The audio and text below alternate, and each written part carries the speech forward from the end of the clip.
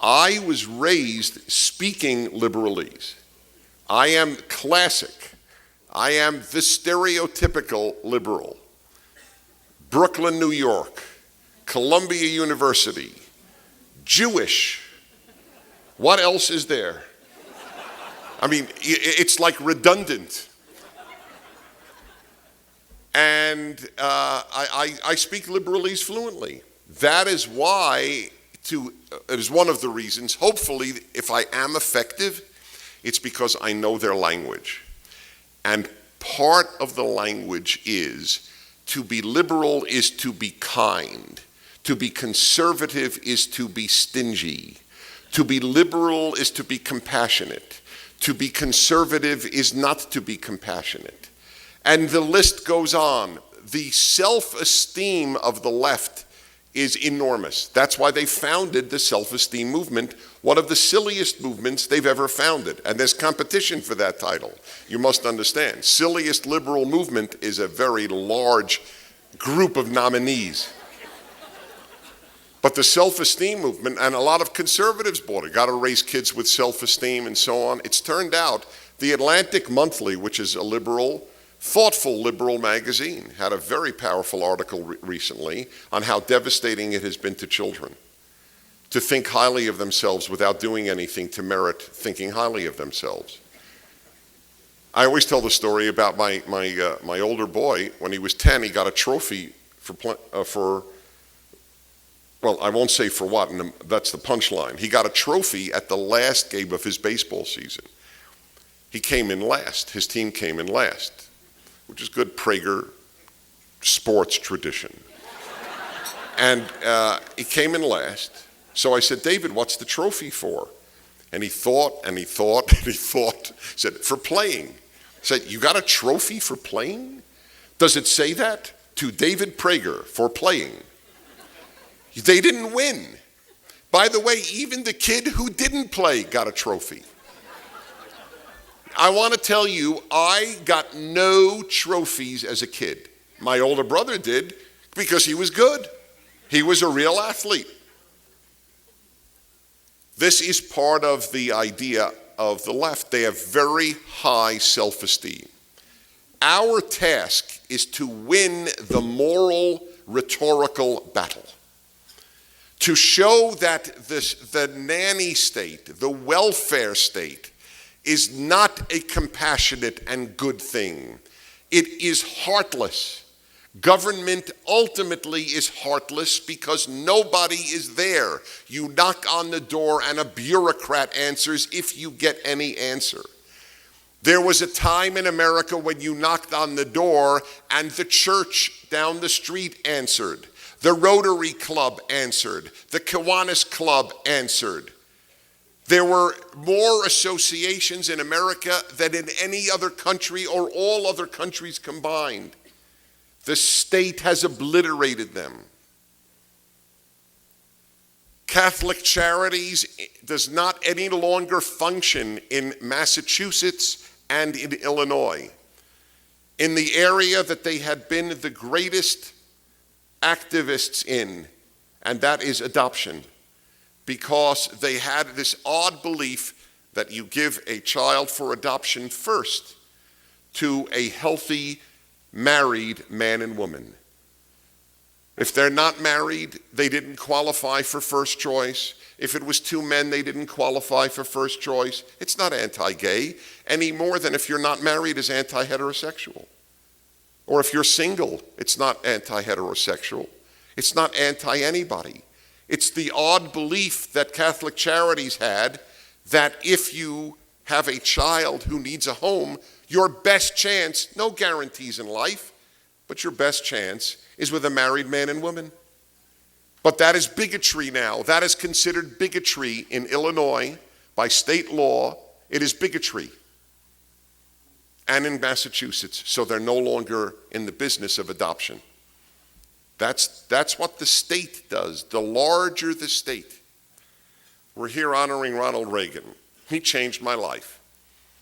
I'll never forget his inaugural address, and he said, in this present crisis, government is not the solution to our problem, government is the problem. I did not know that. I feel silly. I do. I feel silly. I wasn't a liberal, but I didn't know that. By the way, which therefore made me a liberal. The issue is the size of the state. The great moral dividing line is about the size of the state.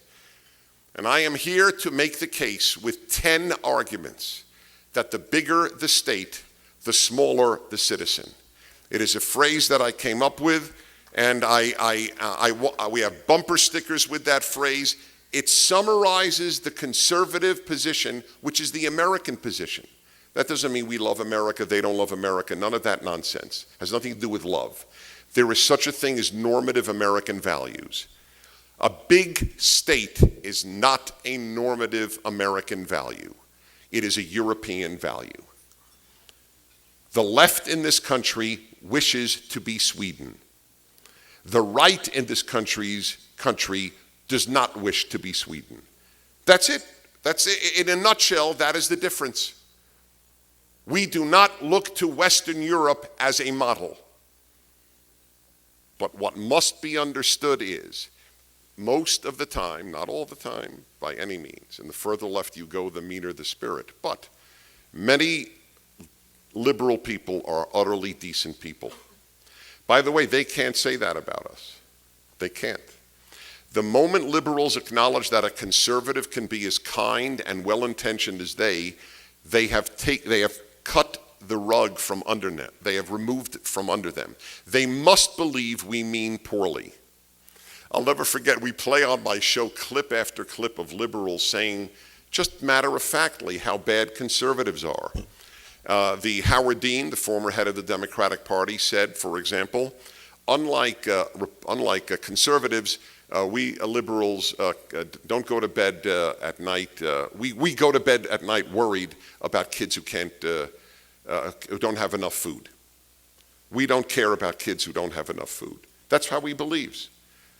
I'm paraphrasing a Larry King question where he just said, what is it about conservatives that they have such a problem with kindness? And I like Larry. I was on Larry King a dozen times. He means well. That is, if they didn't believe we were mean-spirited, they couldn't stay liberal. They have to believe they mean better than we. But we don't have to believe that we mean better than them. We have to believe that we do better than them. We measure morality by what happens, not what is intended. Very, very big distinction between us. So let me give you these 10, and I could give you 20, 10 failings of progressive policies on the character of a society. Number one, the bigger the government, the less citizens do for one another. Makes perfect sense. Americans knew you help your neighbor, you help your parents, you help your children. We just knew that, and we always did. So the question is, who does it? If the state won't do it, the church will, the synagogue will, the volunteer club will, the free loan society will. I mean, it's endless. It is endless. The glee club will, the bowling club will, the sisterhood will, the brotherhood will. They're all dying because the state destroys the alternatives. There are no such alternatives in Western Europe. If you want to help your parents, you go to the state. Not to mention that we have this notion now we take for granted that the state educates our children. Why is that? Why is that superior? That was not the original American ideal. The state, the bigger the state, the less we do for one another. That is why Americans with the same exact socioeconomic status as Western Europeans give far more charity and volunteer far more time. Because the European has been taught the state will take care of everybody. Number two, the welfare state may well be well-intended, but it is a Ponzi scheme. Lawrence Kudlow made this point. I had made it before him, but I'm happy an economist made the point. I'm not an economist. It's a Ponzi scheme. People are paying in to support the people who previously paid in, but there isn't enough coming in, so it will collapse like every Ponzi scheme does. It's not meant to be a Ponzi scheme. By the way, I had the author of a biography of Ponzi on my show. Ponzi was a good guy, he got messed up. And so he had to keep collecting money to pay the other people who paid in earlier. He didn't mean bad. Ponzi turns out to have been somewhat of a saint. I'm not kidding. He heard of a girl who was in a fire, and he gave his own skin for her skin grafts. A total stranger. Ponzi is the quintessential liberal, means well, and creates something destructive. That is what liberalism is. Means well and destroys. Doesn't mean to destroy. But remember, one of my mottos, being left means never having to say you're sorry. Number 3. Well, let me just say one more word about number 2. I live in California. California is broke. It's not only broke, it's broken. Liberals broke it.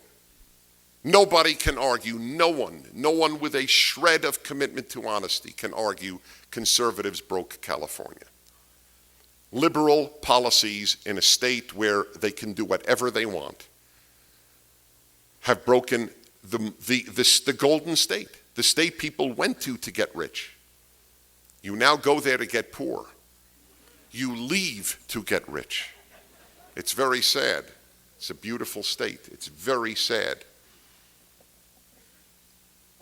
Number 3, citizens of liberal welfare states become increasingly narcissistic. You know what the big worry of the Western European is?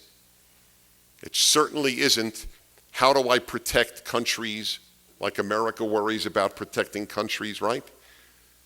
37,000 Americans died saving South Korea from becoming like North Korea. How many Germans died saving South Korea? How many French? How many Italians? How many Spaniards? We die for others. You know what the big concern of Western Europeans? All Western Europeans. Vacation time. They riot over vacation time. They riot over what age is the retirement age. Riots take place over these issues. This is narcissism. It doesn't matter what is happening in Cambodia. It doesn't matter what is happening in Syria. I want my vacation time. And that's it. That's the big concern. I want a 4-day work week. I want it all paid for. The European Union has now added under its list of human rights, are you ready? I couldn't make this up. The right to travel on a vacation to a foreign country. It is now in the list of human rights. It's not a privilege, it's a human right. Number 4, the liberal welfare state makes people disdain work. They look at us Americans as much too hardworking. I know a dear young woman, about 30, how old is Annetta? 30? Who's married a good American friend of ours and has fallen in love with the United States.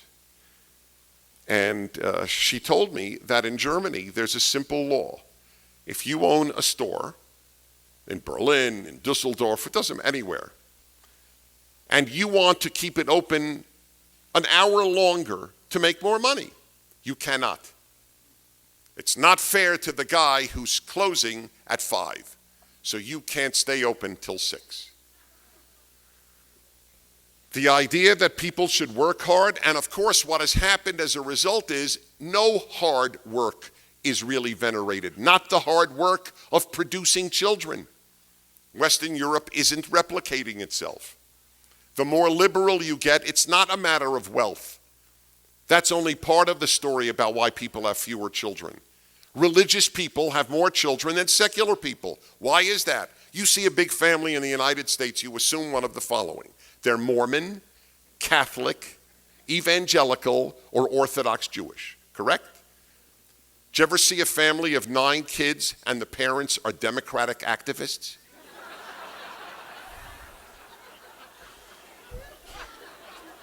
I really wonder if there's one in the United States of America. Any hard work is disdained by the left. Only the hard work of having the government expand. Then they're prepared to work very hard. They'll knock on your door. Number 5, nothing guarantees more the erosion of character than getting something for nothing. To be used to getting something that you didn't pay into. Michelle Bachmann was entirely right in saying every American must pay even $1 in federal income tax. It is corrosive. It is corrosive to human character to pay nothing. 47% of Americans do not pay a penny in federal income tax. I have the bizarre notion that there is more wisdom in the Bible than in the New York Times. It is a very big dividing line between me and others. The biblical notion is every Israelite gave half a shekel, every one. If they were too poor, they'll borrow it. There's no dignity in not paying in. That's what the liberal doesn't understand, because human dignity is not a big deal on the left. Equality is big, but not dignity. There is no dignity in having others pay for you. It is humiliating. In Jewish life, it is one of the ironies of life that Jews are liberals. This is one of the great battles of my life as someone deeply involved in Jewish life. But you know what I tell Jewish liberals? Why don't you preach what you practice? Jewish liberals live utterly conservative lives. Utterly. Emphasis on education, emphasis on marriage. Jews are so big on marriage, you know that. As soon as a Jew sees a single human being, I think I know somebody for you. I think I know somebody. I'll never forget, I give you my word of honor, I took 2 young, handsome Catholic priests to a Passover Seder of mine many years ago. Every woman at the table was thinking, I know a Betsy. Betsy would be great. And I kept kicking them, celibate. They didn't care. Single. And I'm going, celibate. No, it's a real irony. Jews live, they work hard, they defer pleasure, they emphasize education. Everything. And then when it comes to policy, they adopt the opposite view. That's why I say to my fellow Jews who are liberal, preach what you practice. And a lot of liberals would be like that. It is very bad to get something for nothing. It is very bad. 47% of our society determines what the other 53% will pay. Can you imagine a bowling club that ran that way? Not everybody's a member of the bowling club, and those of you who don't pay a nickel towards dues, you decide how much the others who do pay will pay in dues. Can you imagine that? It's inconceivable that a bowling club would run that way. We run the United States of America that way. Plus the issue of the dignity. Getting something for nothing is a very, very bad thing. Number 6, the bigger the government, the more the corruption. This is perhaps, it's almost never mentioned, and it might be the biggest of the 10 principles I'm speaking of. The bigger anything is, the bigger a business, the bigger anything is, the greater the likelihood of corruption. Let me tell you one very major thing that no one likes to talk about. Do you know who has committed the greatest evils of history? Big governments. Big secular governments. Hitler, Mao, Stalin, Pol Pot, all big states. Why would anybody trust the big state? It's amazing how many callers have imbibed the college message. Oh, more people have been killed by religion than anything else in history. Oh, really? No, more people have been killed by governments than by anything else in history. And just in the 20th century alone, and none of them were religious. You don't learn that in college. It comes as a shock to my listener. Yeah, it's a good, gee, I never thought of that. Why doesn't big government have a bad reputation? Why?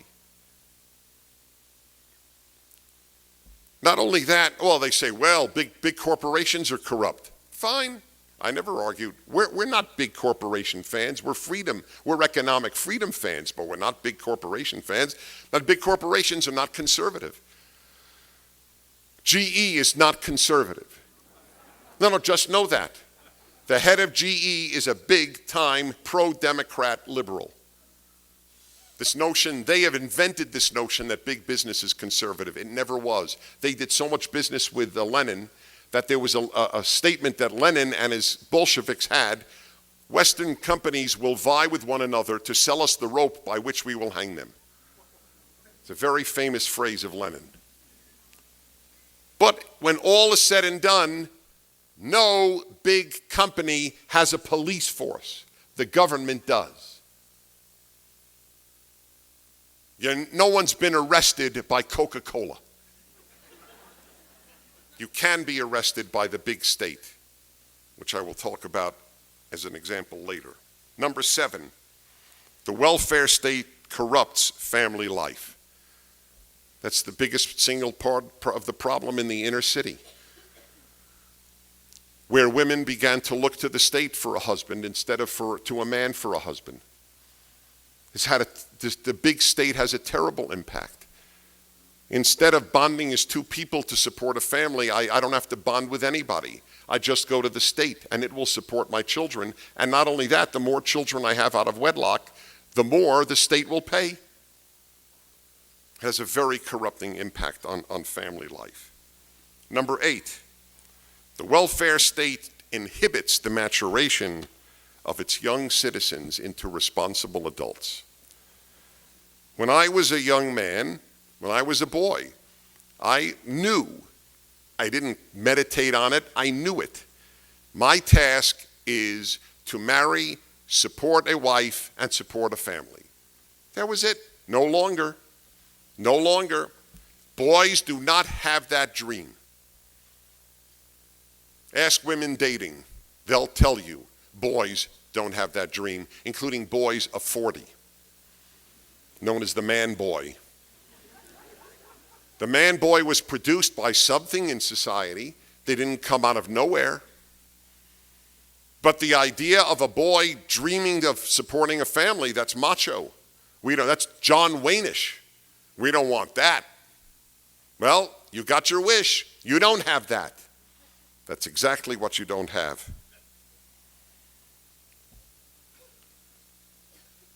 I play on my show the longest, loudest, sustained applause I have ever heard.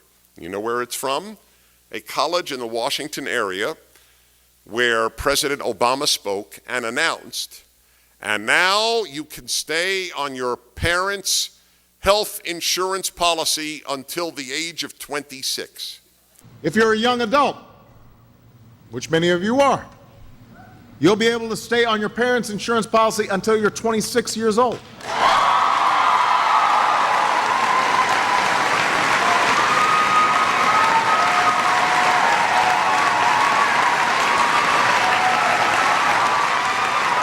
Had he announced a cure for cancer, I don't believe the applause would have been as great.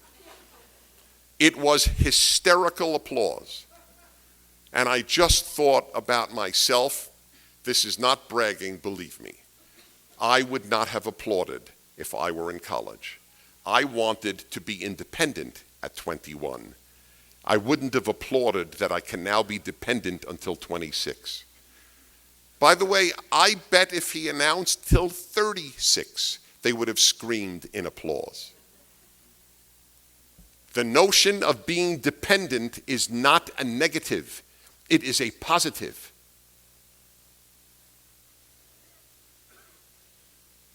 So the next time your daughter asks, where are all the men, tell them the Democratic Party and its policies got rid of them. And that's the truth, Ruth.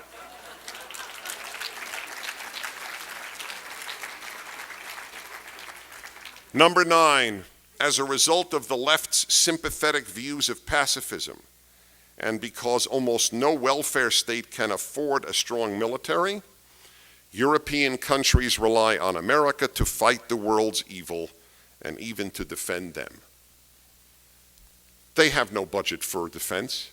It's all spent on making sure people can have fewer hours of work and have more vacation time and have more benefits and more benefits and more benefits.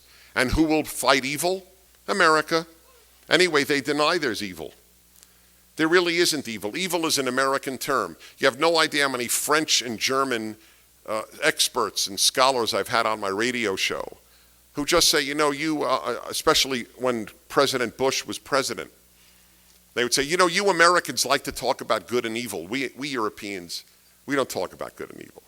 That's very American. And they're right, it is very American.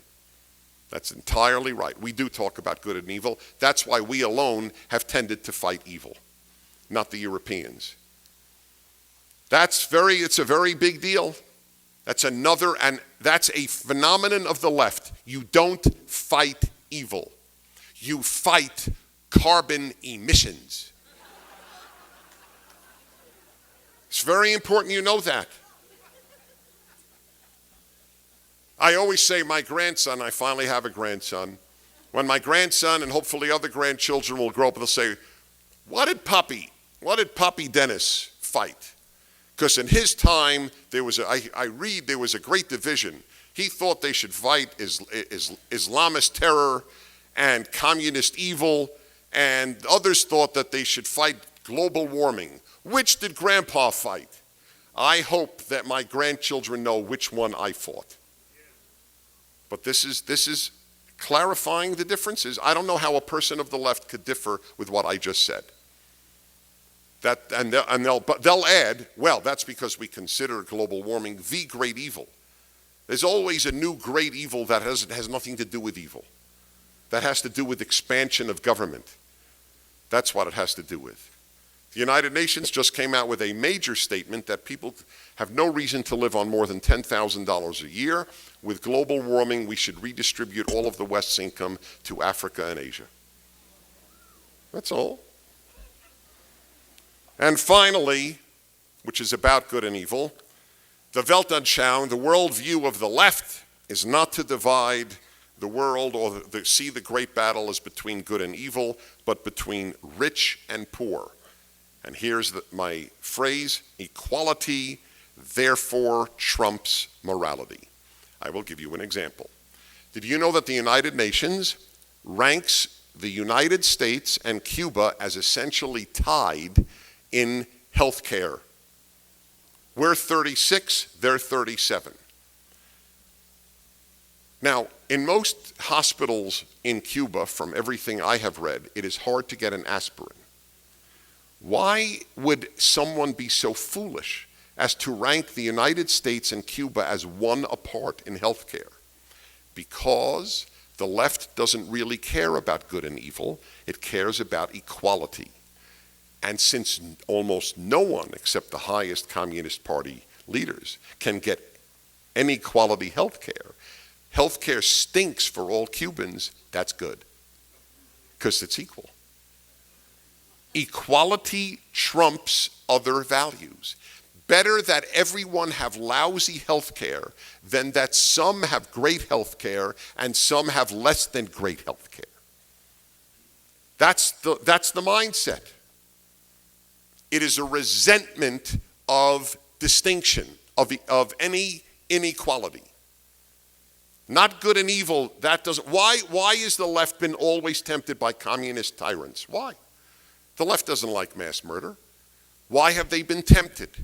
Why do they make trips to visit Fidel Castro? Why did they make trips to visit Venezuela?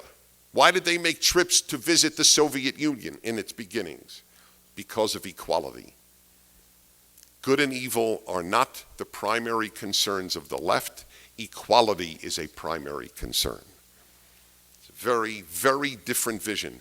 They don't have the same vision for America that conservatives have. They don't. It's not a matter of difference in means. There is a difference in ends.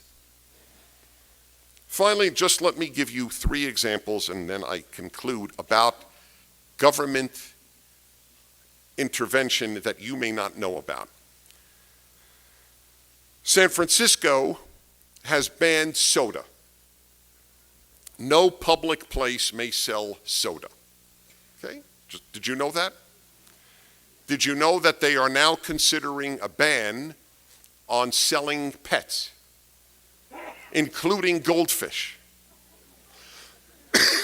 The left considers the ownership of an animal to be immoral. And San Francisco is the most leftist city in the country, outside of Berkeley, and that is the type of law. They have more and more laws to control people's lives.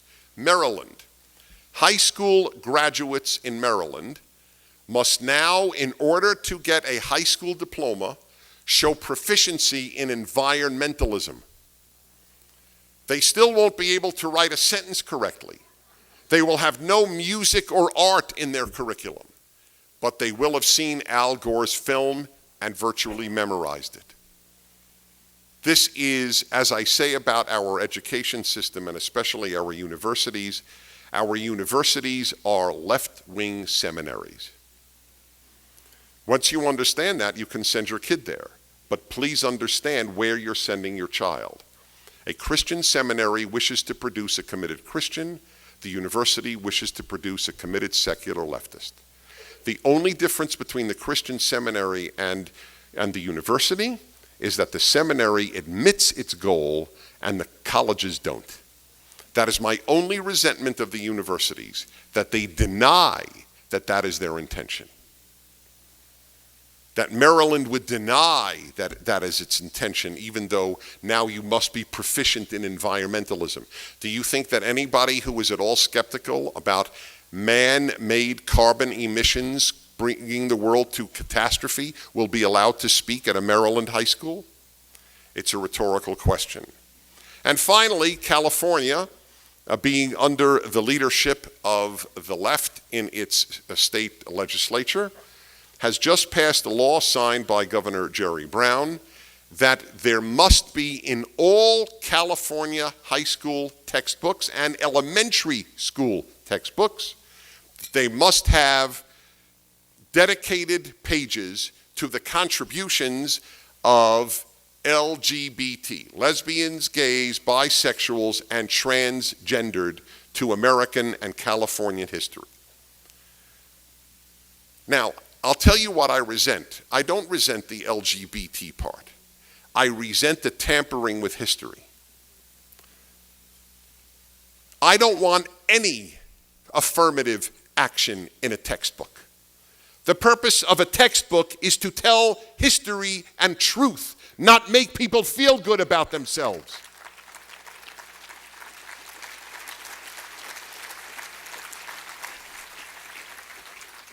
It would be like demanding that a history of the NBA have a special section on Japanese players. Or as I remember as a kid, my funniest bar mitzvah gift, great Jews in sports. I mean, there have been, but okay, that's not our first achievement. Great. And I didn't care. That's the thing. I remember I was a conservative, I guess, before I knew it.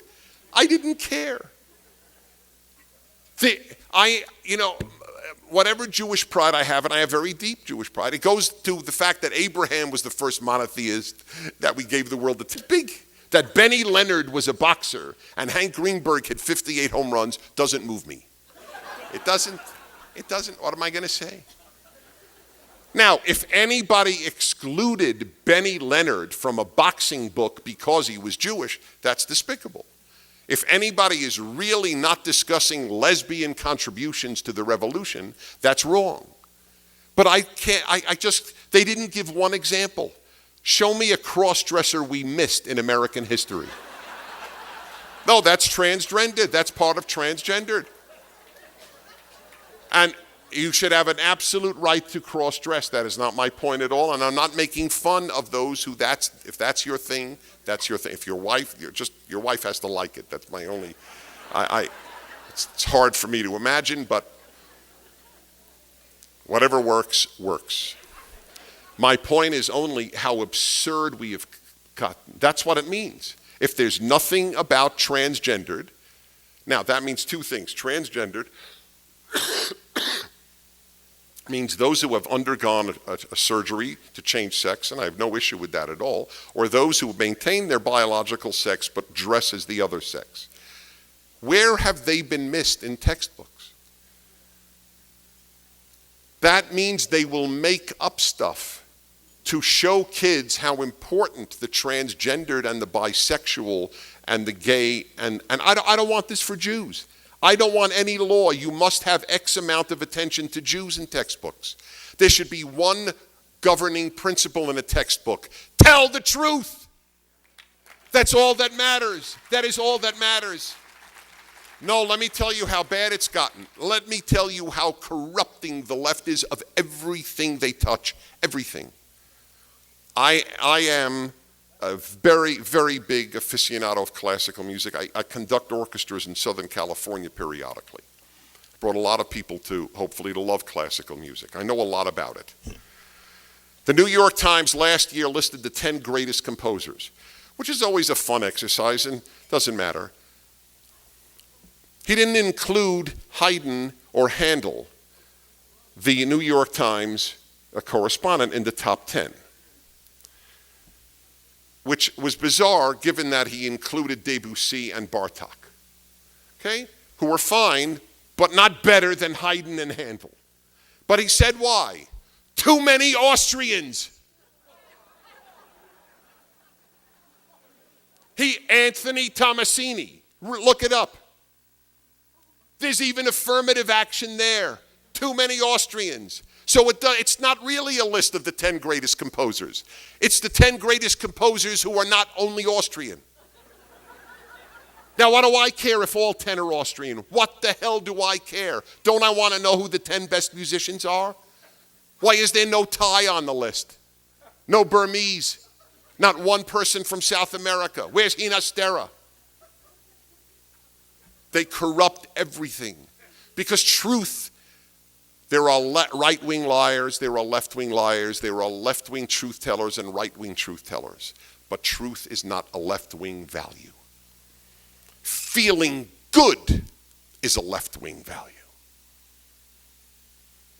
We want to make Hungarians and French feel good. They were off the list if Haydn and Handel were on the list. That's what it's about. It's utterly corruptive. But it's so inundating of our society. It's so daily. U.S. Air could not kick a man off its plane. Do you know this story? 2 months ago, a man boarded a plane on U.S. Air. And he was wearing only panties and a bra. You're all laughing. You didn't have to sit next to him. I don't know what the hell you're laughing about. Well, lack of sympathy in this group. Why didn't U.S. Air kick him off? I mean, isn't there some concept of propriety left? No, there isn't. They would have been sued for bigotry, for some sort of phobia. By the way, the man, I don't know if the man was gay, and if I had to bet, he isn't. It has nothing to do with sexual orientation. It has to do with propriety. But that's where we've come. They were asked, U.S. Air's spokeswoman was asked, why didn't you remove the guy from the flight? She said, because we have no dress code on U.S. Air. Well, and they don't. They probably don't. Dress code is considered very conservative. Dress codes in high schools is only conservatives are for, even though grades and conduct are improve whenever kids have to wear a school uniform. It's a very great battle, my friends, and the only place still battling it is the United States. Western Europe gave up. The left won. This is the last stand. And this battle is taking place, obviously, right this moment in Washington, D.C. There is something immoral about spending more than you can afford to spend, isn't there? But for only one party is it considered an immoral issue. That's the difference, and it is a huge difference. And we have to know it because the fight is ultimately one of who does more good, and there is no question in my mind which one does. Thanks very, very much.